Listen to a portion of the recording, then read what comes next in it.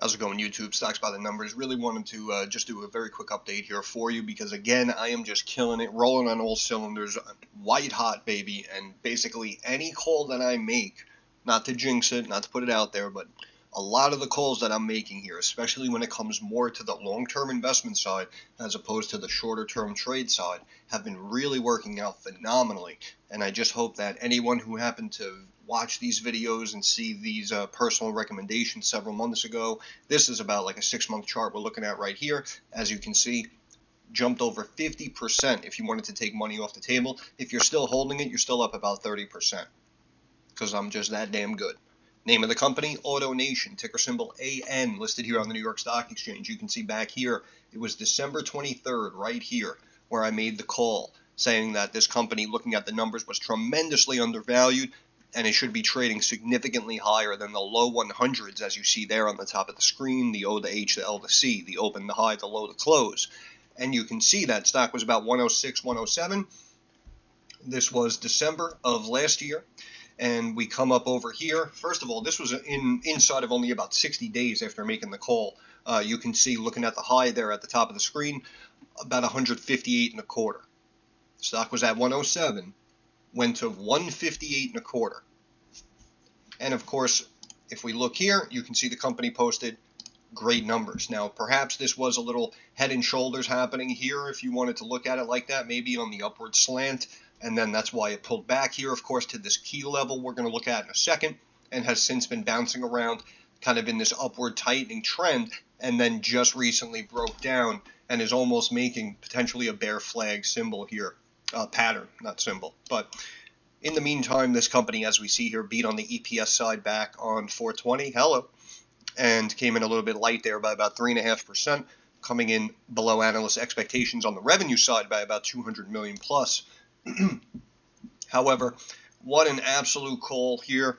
And again, getting it at 106, 107, even if you held the entire time and didn't get out at the highs, stock's still sitting here at 131, 132. So if anyone listened to me, obviously you're up a couple of bucks. You're welcome. Don't worry about it. Just show some love in the comments section. That's all I ask. You know, like these videos, share them with your friends. Make sure you're subbed up. Turn notifications on.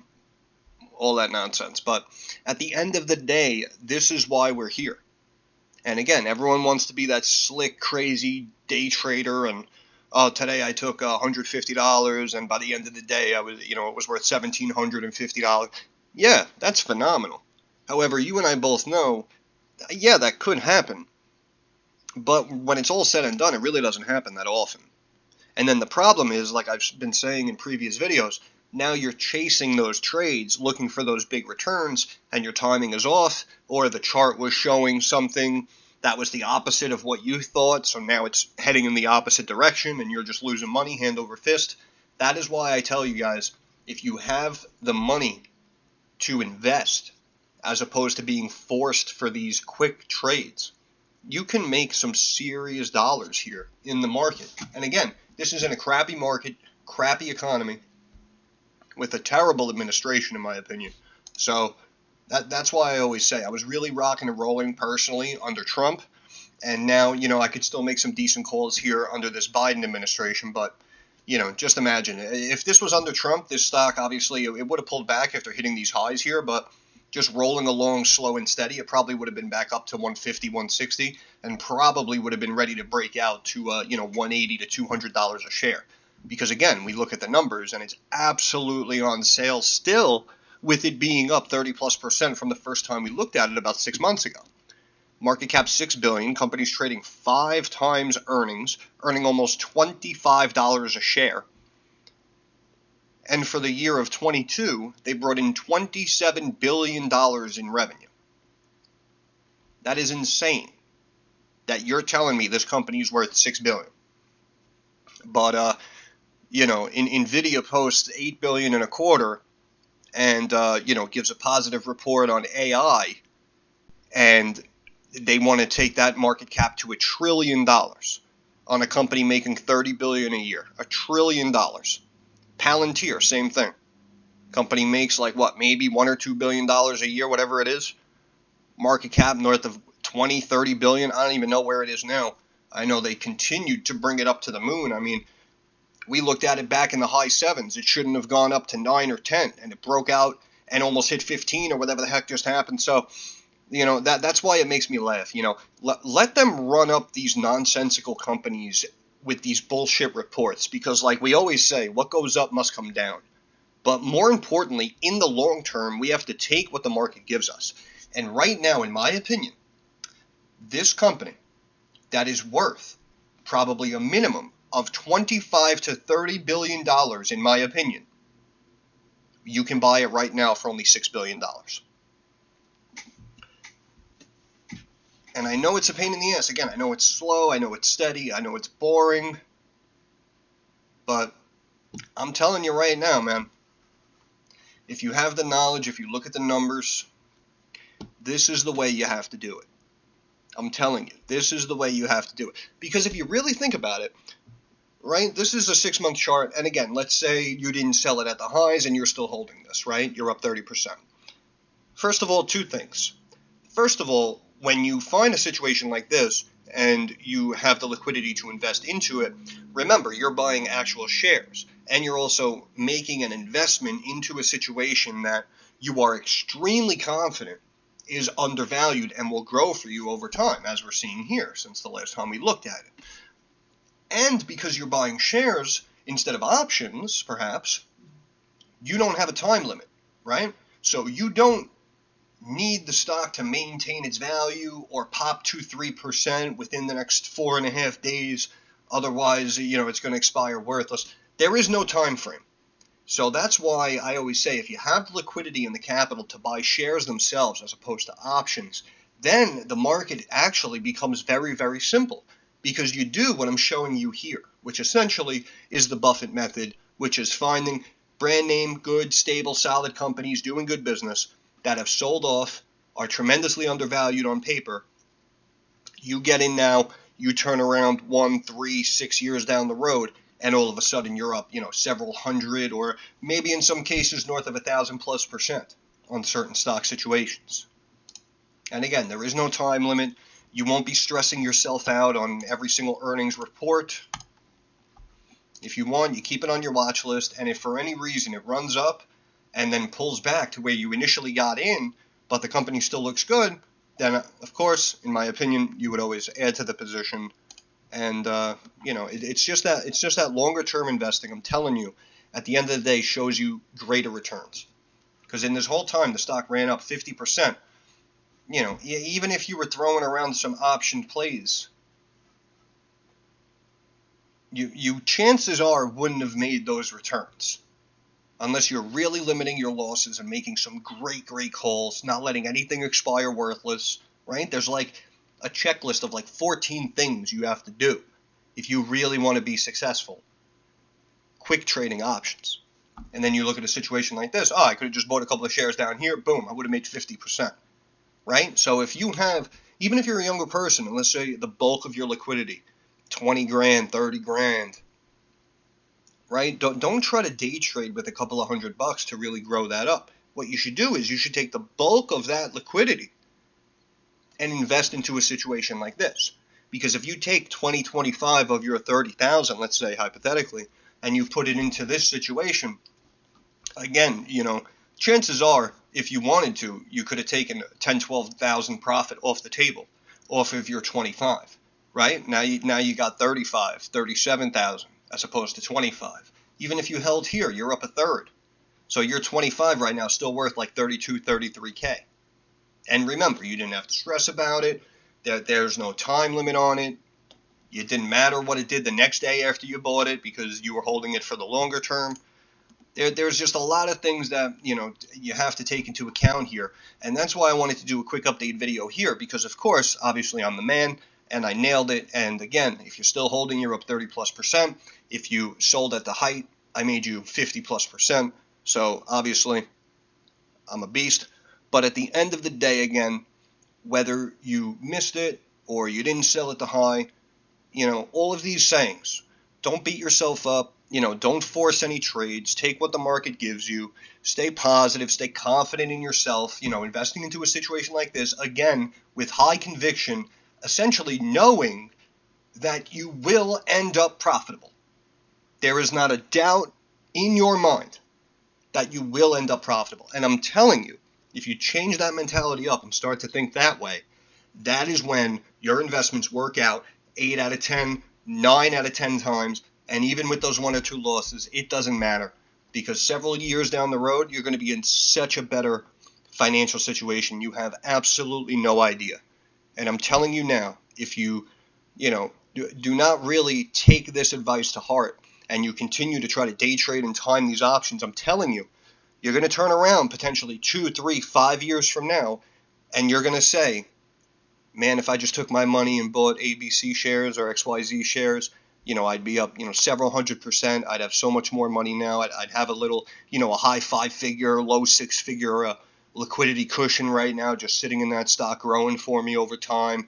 Didn't have to worry about it. Wasn't stressed out.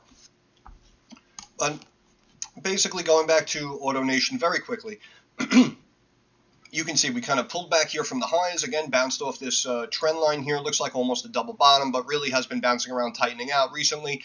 Boom, we broke down, and we've been trading up and down. So this actually does potentially look like a little bear flag setting up now that we broke out of this, now that we broke down out of this upward channel.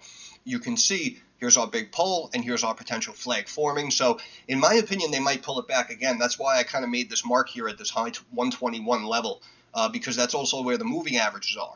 So chances are they're probably going to pull it back and then have it run up back to like this fib here of about 133.5, 133.70, 80, and then they're going to wait for next quarter's earnings. Excuse me. If we look at the chart here again, yeah, you can see, look, mid-July, that's what I'm saying. Break it down here, bring it back up, trade it down, rally it up into earnings, and then if earnings obviously are good, boom, it'll pop back up into that upward channel and continue to climb and take the next leg higher. Why? Because the company's tremendously undervalued. Again, even if the market cap comes in line, we'll call it 25 billion, with the revenue coming in, right? If the market cap climbs in line with annual revenue coming in, you're looking at about a 300% return from this level. And I know it seems extreme, random Steam friend, so annoying, my apologies. I always forget to take that off when I start recording, but at the end of the day, I'm telling you, if this really climbs to where it's supposed to be, we're going to be looking at a $400 or $500 stock one day. And you're going to be sitting here saying, man, I remember when that guy spoke about it down at 100, then it went up to, 150, pulled back to 120. I was still hesitant, or I, stayed trying to time options. And at the end of the day, if I just bought shares, I would have been up 300% now in my longer term portfolio. And, I would have been seeing phenomenal growth month over month, year over year, and I wouldn't have had to stress or worry about anything. But if we see here, if we pull back, you can see a lot of action around this level here. We pull up a 5-year chart. Look at that.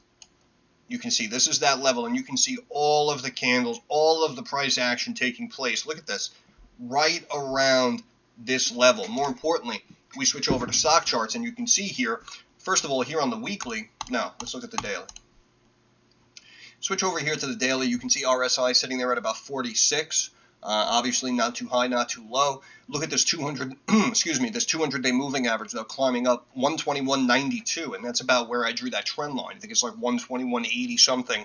And you can see also, look, the MACD just crossed here to the downside. So if this company now is in a downward trend, that's what I mean. Pulling it back to, like the low 120s right here, potentially catching a bounce off the moving average, would be actually justified here in the short term. But again, in the long term, I still do feel it is a winner.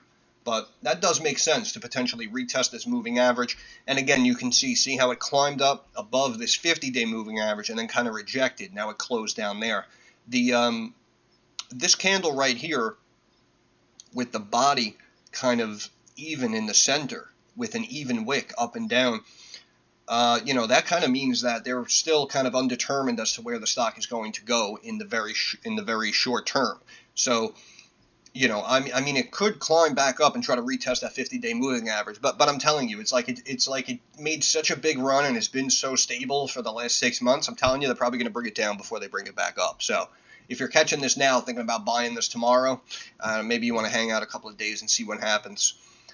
We had our high, we had our big drop here, and now we just have a tightening upward channel here. Looks like potentially a big bear flag with our pole and our flag, and our flag. But more importantly, it actually looks like kind of a rising wedge that we could potentially break down out of. And of course, as you see here on the weekly 50-day moving average, 120, 136. That's why I'm saying, look, MACD slipping, RSI sitting at 52.4, so just came off that high and leveled out and is potentially going to head downward. But again, overall, I think that 121 retest level would be beautiful. And the stock will most likely, because it's so sound fundamentally and undervalued, it will most likely drop down, retest, and then bounce right back up, as I said, and probably run up going into next quarter's earnings, third week of July, whenever it was. So if you're looking for an entry, keep an eye on this one. But hey, overall, if you listen to me on a lot of these calls,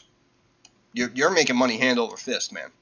And, spread the word. Because, again, at the end of the day, not to be cocky or conceited, but I guess I really am that good. And I'm going to end it there. So once again, this is Stocks by the Numbers. I want to thank you guys for stopping by. If you have any questions, comments, or concerns, drop it down in the comments section. I'm usually very quick to reply.